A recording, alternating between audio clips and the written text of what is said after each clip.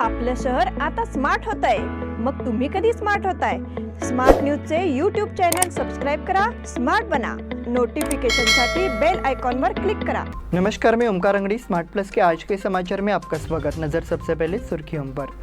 ठाकरे समूह द्वारा दिए गए 3 प्रतीक आयोग की सूची में नहीं है. मानसून पैटर्न बदलने का जोखिम. उत्तर प्रदेश के पूर्व मुख्यमंत्री मुलायम सिंह यादव का निधन. काला दिन दौर के माध्यम से अपनी पहचान दिखाए. नीलेश लंका ने युवा समिति के कार्यकर्ताओं से किया संवाद. गांवों की पहचान हो रही है लुप्त.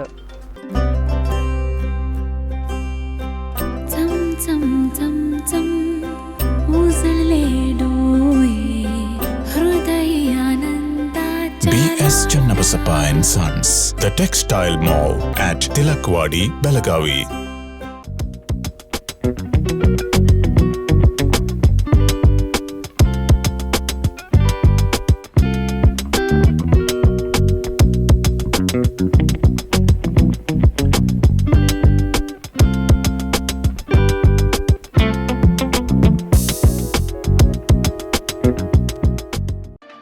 Admissions open 2022 and 23. Vijaya Institute of Physiotherapy, affiliated to Rajiv Gandhi University of Health Sciences, Government of Karnataka.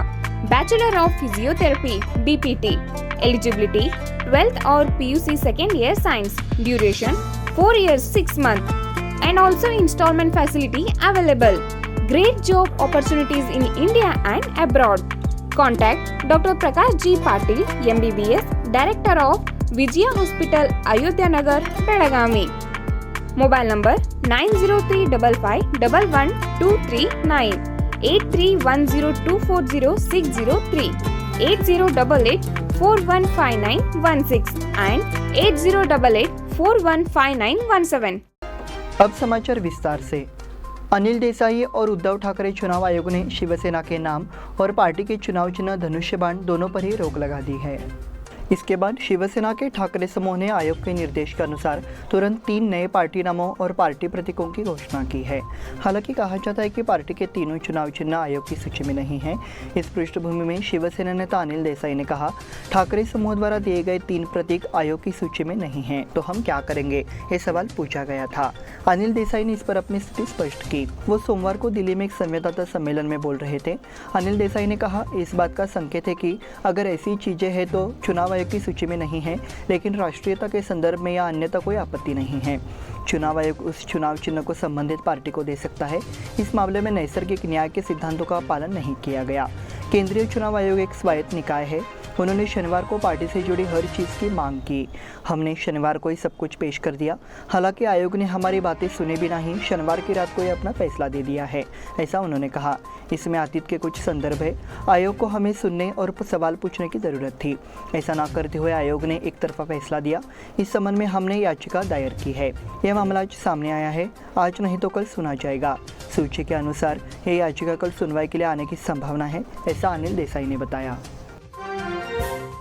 Monsoon pattern बदलने का जोखिम. जलवायु परिवर्तन के प्रभाव के कारण पिछले 4 से 5 वर्षों में वर्षा का पैटर्न धीरे धीरे बदल रहा है. हालांकि इस साल इसे नया लुक दिया गया है. मानसून प्रणाली अपने सामान्य मार्ग पर नहीं चल रही है, लेकिन एक परिवर्तित प्रभाव दिखा रही है. इसलिए संभावना है कि आने वाले सालों में भी इसका स्वरूप इस साल जैसा ही होगा. क्लाइमेट ट्रेंड की रिपोर्ट में बताया गया है. देश में इस साल 106% ज़्यादा बारिश दर्ज की गई है. प्रशांत महासागर में ला नीना की स्थिति के कारण अतिरिक्त वर्षा दर्ज की गई. बंगाल की खाड़ी के ऊपर एक मौसम प्रणाली ने जुलाई के महीने से देश के विभिन्न हिस्सों में अच्छी वर्षा की. देश में 1 जून से 30 सितंबर तक औसतन 870 मिलीमीटर बारिश की तुलना में 925 मिलीमीटर बारिश दर्ज की गई है. हालांकि देश के 187 जिलों में वर्षा की कमी दर्ज की गई है और इनमें से 7 जिलों में भारी वर्षा की कमी है.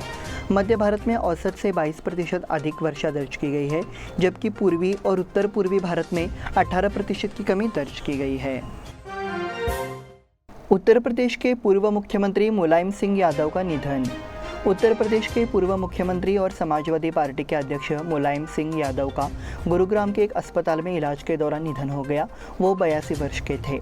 उनका पिछले कुछ दिनों से गुरुग्राम के मेदांता अस्पताल में इलाज चल रहा था। मुलायम का जन्म 29 नवंबर 1939 को इटावा उत्तर प्रदेश में हुआ था। वो बहुत ही कम उम्र से ही राजनीति में सक्रिय रूप से शामिल हो गए थे। मुलायम सिंह यादव 3 बार उत्तर प्रदेश के मुख्यमंत्री का पद संभाल चुके हैं। वो 1996 से 1998 के बीच केंद्र सरकार में रक्षा मंत्री भी रहे। मुलायम सिंह ने 1992 में समाजवादी पार्टी की स्थापना की। 5 दिसंबर 1989 को मुलायम ने पहली बार राज्य के मुख्यमंत्री के रूप में शपथ ली। उन्होंने 24 जनवरी 1991 तक इस पद का कार्य किया। बाद में मायावती राज्य की मुख्यमंत्री बनी। 1992 में समाजवादी पार्टी की स्थापना के 1 साल बाद 5 दिसंबर 1993 को मुलायम सिंह दूसरी बार मुख्यमंत्री बने। काला दिन दौर के माध्यम से अपनी पहचान दिखाए। भाषावार क्षेत्रीयकरण के दौरान कर्नाटक में मराठी बहुभाषी सीमा को गलत तरीके से अवरुद्ध कर दिया गया था। इसके कारण मराठी भाषियों के साथ अन्याय हुआ है और इस क्षेत्र को तुरंत महाराष्ट्र में शामिल किया जाना चाहिए। इस मांग के लिए और लोगों की इच्छा व्यक्त करने के लिए 1 नवंबर को गंभीरता से काला दिन मनाया जाना चाहिए। रविवार को मराठा मंदिर में तालुका मही समिति कार्यकर्ताओं की बैठक का आयोजन किया गया। अध्यक्षता पूर्व विधायक मनोहर किनेकर ने की। बैठक में महासचिव एडवोकेट एम जी पाटिल, युवा आघाड़ी अध्यक्ष संतोष मांडलिक, पूर्व महापौर शिवाजी सुनकर, पूर्व जिला पंचायत सदस्य सरस्वती पाटिल एवं अन्य उपस्थित थे। नीलेश लंका ने युवा समिति के कार्यकर्ताओं से किया संवाद। विधायक नीलेश लंका ने शनिवार 8 तारीख को महाराष्ट्र एकीकरण युवा समिति कार्यालय का दौरा किया और कार्यकर्ताओं से बातचीत की। मैं बेलगाम आया था और यहाँ मराठी भाषियों की यातना के बारे में सुनकर दिल टूट गया। अब सीमा का सवाल हमेशा हमारे पास रहेगा और जब तक इस मुद्दे का समाधान नहीं हो जाता तब तक चैन से नहीं बैठेगा। उन्होंने कहा कि नागपुर सत्र में भी इस विषय को पेश किया जाएगा। यहाँ के मराठी स्कूल और भाषा शिक्षा को बनाए रखने के लिए हर संभव प्रयास करेंगे और अगले साल युवा समिति की गतिविधियों के लिए सामग्री देने की घोषणा की। इस अवसर पर युवा समिति के अध्यक्ष शुभम शेलके ने सीमा प्रश्न संघर्ष पुस्तक भेंट की। कार्यकारी अध्यक्ष सूरज कुडुचकर, उपाध्यक्ष अंकुश केसरकर, सचिन केलवेकर, महासचिव श्रीकांत कदम, पूर्व उपमहापौर संजय शिंदे, नगरसेवक शिवाजी मंडोलकर, रामचंद्र मोदकेकर, प्रशांत भातकांडे, राजू कदम, प्रवीण रेडेकर, आकाश भेकने, नागेश बोबाटे आदि उपस्थित थे। गांवों की पहचान हो रही है लुप्त। आधुनिक तकनीक से गांवों का तेजी से विकास हो रहा है, लेकिन ये अधिक हो रहा है और इससे गांव की पहचान अपनापन लुप्त हो रहा है। खानापुर कॉलेज के प्रोफेसर का मत है कि नई पीढ़ी मोबाइल फ़ोन में शामिल है और स्वस्थ सामाजिक व्यवस्था के लिए गांवों का ग्रामीण रहना जरूरी है, ऐसा अरविंद पाटिल ने कहा। ये गतिविधि गाँव के लिए 1 दिन के लिए नवरात्रि उत्सव के दौरान गाँव से बाहर आकर राकस्कोप व्यवसाय के लिए बसने वाले ग्रामीण द्वारा की गई। क्या इस समय आधुनिक तकनीक से गाँव बदल रहा है, इस विषय पर व्याख्यान का आयोजन किया गया। वो इस समय बात कर रहे थे। अध्यक्षता सातेरी कंगरालकर ने की। स्वागत गीत से कार्यक्रम की शुरुआत हुई। प्रोफेसर अंकुश बेलवटकर ने कार्यक्रम के उद्देश्य की जानकारी दी। इस बुलेटिन में वक्त हो गया है छोटे से ब्रेक का। देखते रहिए स्मार्ट प्लस।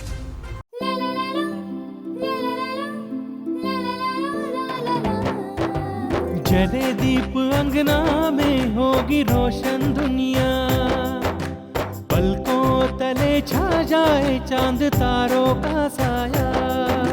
रंगोली में खिले रंग खुशियों की भी तरानी, तन मन झिलमिल जाए हर पल होंगी सुहानी। ये अटूट बंधन खिले हर आशियाना, रंग वस्त्रों का खजाना मन भाए आराधना। रंग वस्त्रों का खजाना मन भाए आराधना। आराधना मारुति गली बेलगाम। मन भाए आराधना। बेलगाम वासियों के पसंद में उतरा उड़ान बार एंड रेस्टोरेंट। सोशल डिस्टेंसिंग का ख्याल रखते हुए हमारा स्टाफ देता है बेहतरीन सर्विस का विश्वास।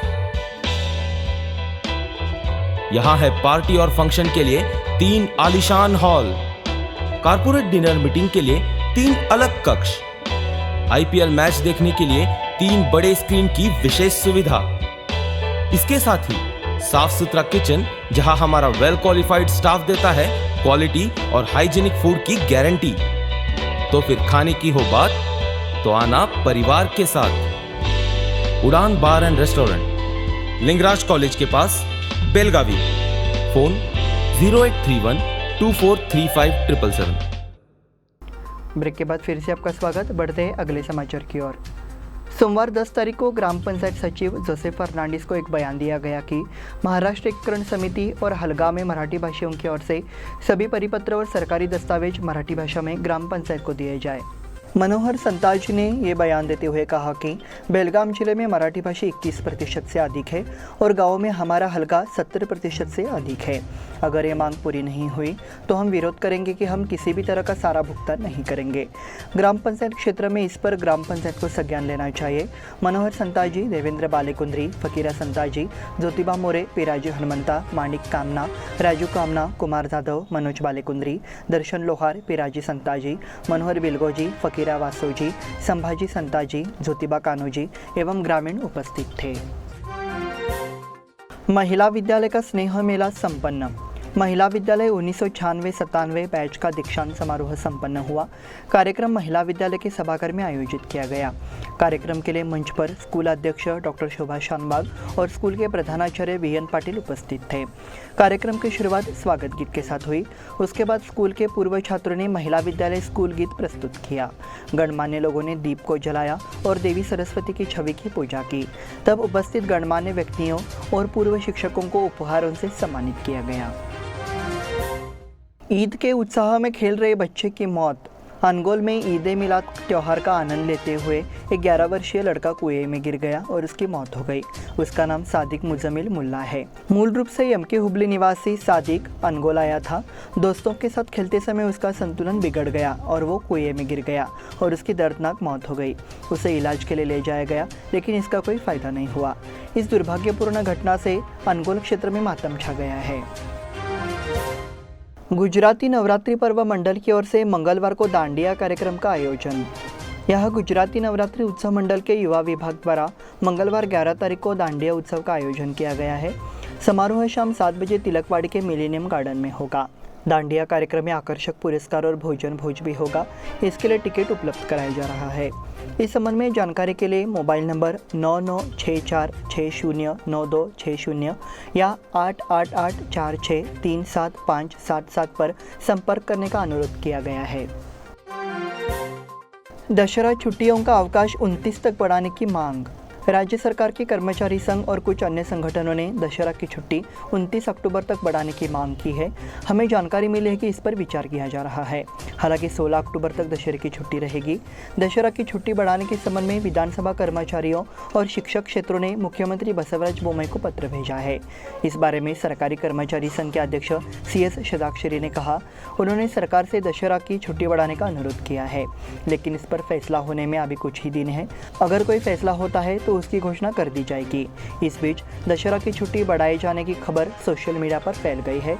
अभी छुट्टी बढ़ाने पर फैसला नहीं लिया गया है, केवल अनुरोध किया है और जल्द ये स्पष्ट किया जाएगा। संगीत कलाकार संघ के संगीत कार्यक्रम में गायन आविष्कार प्रस्तुत। संगीतकार संघ की अक्टूबर की बैठक शनिवार 8 को शाम 5:30 बजे आयोजित की गई थी। सरस्वती पुस्तकालय सभागार में आयोजित संगीत सत्र में बेलगाम के एक वरिष्ठ सितार वादक जगन्नाथ धर्माधिकारी के सितार वादन और यलापुर में काम करने वाले नागभूषण हेगड़े के गायन को दिखाया गया। विशाल मोडक ने सतार के पूरक के लिए तबला संगत किया। इसी के साथ स्मार्ट प्लस के आज के समाचार समाप्त हुए। धन्यवाद।